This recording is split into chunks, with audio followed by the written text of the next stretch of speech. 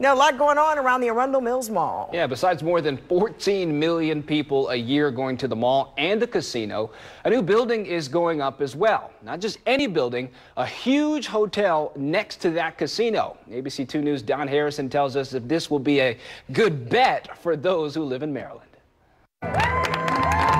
And with that, the last beam is placed on top of the new Maryland Live Hotel at the Maryland Live Casino.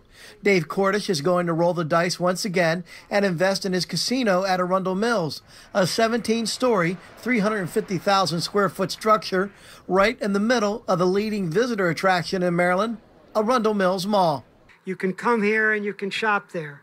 You can come to our casino, and now you can stay overnight in the hotel. The hotel will have 310 rooms, a luxury spa, and entertainment center that Cordish promises to feature national acts. This is what one of the suites would look like, and this is the view from that suite. Cordish says that will bring more people to the mall and the casino, which means more of his tax dollars going back into the state coffers. We've given the state education fund $1,100,000. That's a lot of money. Just in gaming tax. That doesn't count real estate taxes, sales tax, or income tax. Besides the hotel coming online, there are discussions in federal and state courts about the legality of sports betting in Maryland casinos. Officials here say they already have the infrastructure to handle that if it happens. We believe we'll attract an additional 1.5 million people a year to the facility with the advancement of sports betting, which will equate to over $100 million a year in additional gaming tax to the state of Maryland. The hotel is expected to be completed in the spring of next year, and when it is finished, it will be the tallest building in Anne Arundel County. At Maryland Live, Don Harrison, ABC 2 News.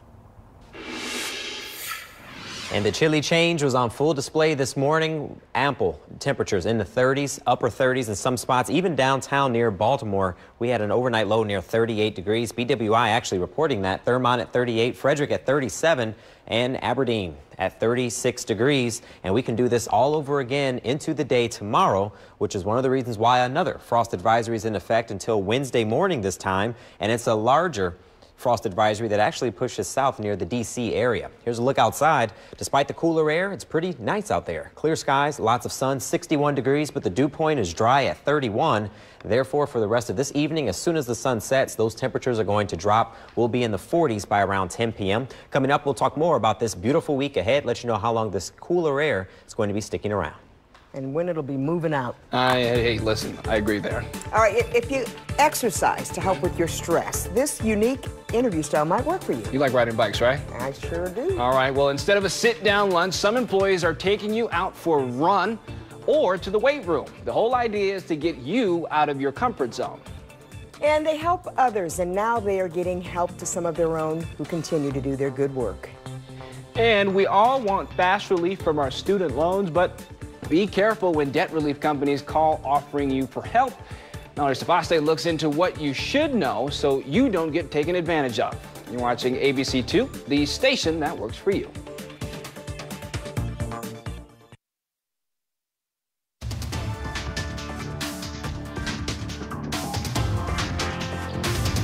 So when you head into a stressful job interview, you know what they say. Never, ever let them see you sweat. But what if your prospective employer made you sweat on purpose as part of the interview itself? That sounds pretty rough to me. It's a trend to get people out from behind formal sit-down meet and greets. ABC 2 News' Chanel Pierman with more on the workout work trend. Prior to his job interview, all Austin Harris was told was to show up before the crack of dawn with his running shoes on. I assumed that we'd be doing something fitness related, but had no idea exactly what it would entail. He and his interviewer started with a jog, followed by a quick CrossFit-style workout. Austin got the job. Think he was interviewing to be a personal trainer? Not even close. I'm Chief Financial Officer of a natural food brand. So why did co-founder Nick Morris put Austin through the paces? Seeing somebody outside their comfort zone and seeing how well they respond to whatever challenge it is gives you a little bit of knowledge about how they're going to perform when they are having a difficult day. We want to work with people who work very hard, power through problems, dream big, and are fun to work with. So we would find different ways of figuring out who fit those buckets better. While there are no stats, it is clear that more companies are incorporating physical components into interviews. I think you can learn a lot from these interviews that you can't when you're sitting in a suit across from a table. Laura Yesses thought she was well prepared for her interview a while back. She researched the company, dressed in business attire and heels, but was anything but prepared for what happened next. When I showed up for the interview, he announced that he preferred to do the interview while walking in the neighborhood. Yessie says she loves to walk and hike, but prefers to keep her work and exercise separate. She bailed on any future interviews. I don't think this is an appropriate type of interview for a desk job. Austin, on the other hand, believes he and his company could determine they were a perfect match by taking it to the mat. It was much more about personality and cultural fit, and less about whether I had the intellectual horsepower to get the job done. Austin's company says it has received mostly positive feedback, but will not push anyone who doesn't want to take part in physical interviews or physical team activities. Chanel Pearman, ABC2 News. And now from ABC2, Maryland's most accurate forecast. The frost advisory that was in effect for this morning, it definitely validated itself. 38 degrees at BWI, 49 in Annapolis, being warmed by the bay. But notice all the 30s that we have in western Maryland, and we're expecting a repeat of this yet again. Over the next 12 hours here, we're going to go from the 60s down well into the 40s, and some backyards once again could actually fall into the mid to low 30s as we go into your Wednesday morning, thanks to the same setup that we have. Therefore, another frost advisory is in effect. This goes from Frederick County, Carroll County, northern Baltimore County into the northwestern sections of Harford County, and this time it includes all of Howard County and pushes as far south as the D.C. area. It does not include Anne Arundel County and the Eastern Shore, mainly because you're going to get some assistance in staying warm from the bay, so your numbers are going to fall into the 40s as opposed to those 30s. The grand scenario, high pressure stays in control, but that cold front's now moved off the coast. It'll continue to pump in this cooler air, and that's why as long as this atmospheric setup is still in place, we're going to keep our temperatures below average, but it is beautiful out there. That's also the evidence of the high pressure in control. 61 degrees currently, the dew point number at 31, and our overnight low temperatures never fall below the dew point. Therefore, the door is open yet again to reach the 30s tonight, and those winds are calm, which is only going to assist in that recipe. Currently, though, however, as long as the sun is there, we're going to hold on to a milder feel. Kearney at 60 degrees, Dundalk at 59, Pasadena at 59, Jarrettsville 58, and Cockeysville at 59. So statewide, we have the upper 50s and the low 60s across the board. But looking at the local lows for tonight, we go right back to the 30s and the 40s. Notice the Carroll County, Frederick County, here come the 30s yet again. So some cooler air is going to be out there. So those sensitive plants, you're going to have to bring them in the house once again or keep them in the house. And then even the layers, we'll need them tomorrow. Kids at the bus stop, the morning commute, frost advisory in effect means the temperatures will be near 40 to around the upper 30s, but we warm up pretty quickly. So any layers or jackets that you have in the morning,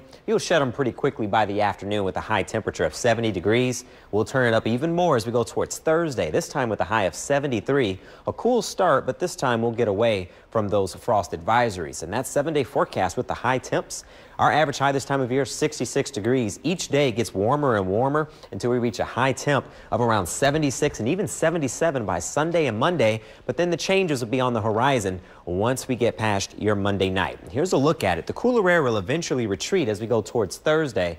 It'll be replaced by a classic summertime pattern, keeping the warm air in place, not going to break down for the rest of this week.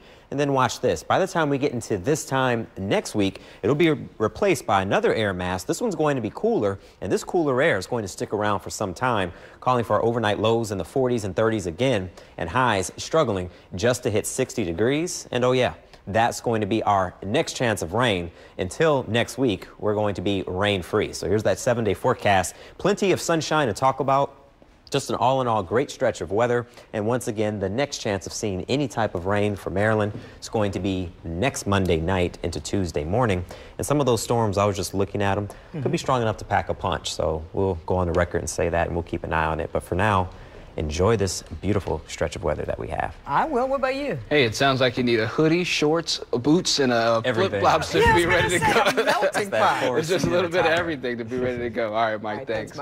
Food Lion is celebrating its 60th anniversary by giving back 60 years, 60 food pantry makeovers. Now, 2 makeovers were done right here in Maryland, one in Salisbury yesterday and today at the Soul Harvest Church and Ministries in Northwest Baltimore. It's home to the Harvest Emergency Food Distribution Center, which was selected for this makeover.